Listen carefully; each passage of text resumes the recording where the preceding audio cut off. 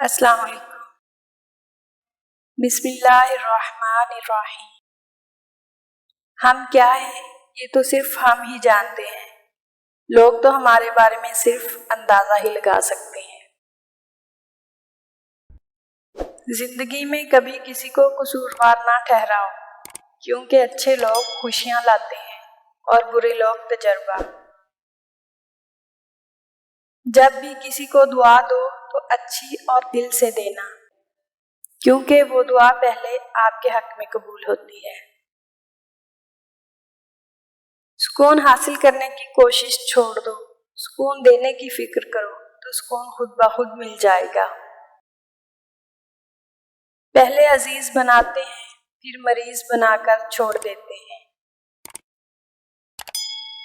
کیا فرشتے چلے گئے ہیں کاندھوں سے کہ اب لوگ لوگوں کا حساب کرتے ہیں۔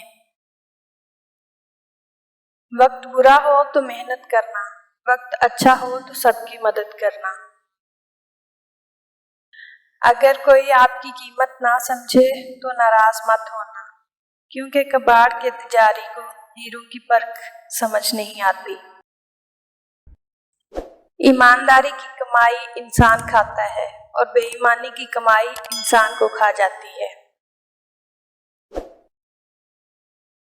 صرف دولت ہی نہیں، دعائیں کمانا بھی سیکھو، کیونکہ جب تم دولت کماتے ہو تو چیزیں گھر میں آتی ہیں، لیکن جب دعا کماتے ہو تو دولت کے ساتھ ساتھ خوشی، صحت اور پیار بھی آتا ہے۔ احسان کسی کا چاہے تھوڑا سا ہی کیوں نہ ہو، اسے کبھی مت بھولنا۔ مصیبت کے معاملے میں اپنے سے زیادہ مصیبت والے کو دیکھو، صبر کرنے والے بن جاؤ گے۔ نعمت کے معاملے میں اپنے سے کم نعمت والے کو دیکھو، شکر گزار بن جاؤ گے۔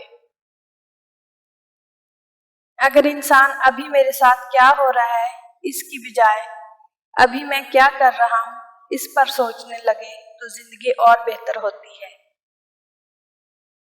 اس انسان پر کبھی بھروسہ مت کرنا جو تم کو دوسروں کے راز بتاتا ہو۔ مڑ کر دیکھنے کی بھی جرت وہی کرتا ہے جسے یقین ہو کہ پیچھے کوئی منتظر ہوگا۔ جو انسان تم سے صرف جسم اور پیسے کے لیے محبت کرے گا اس کی ایک نشانی ہوتی ہے، اور وہ نشانی یہ ہے کہ وہ تم سے صرف پیار کی بات کرے گا اور تمہاری غلط بات میں بھی ہاں میں ہاں ملائے گا۔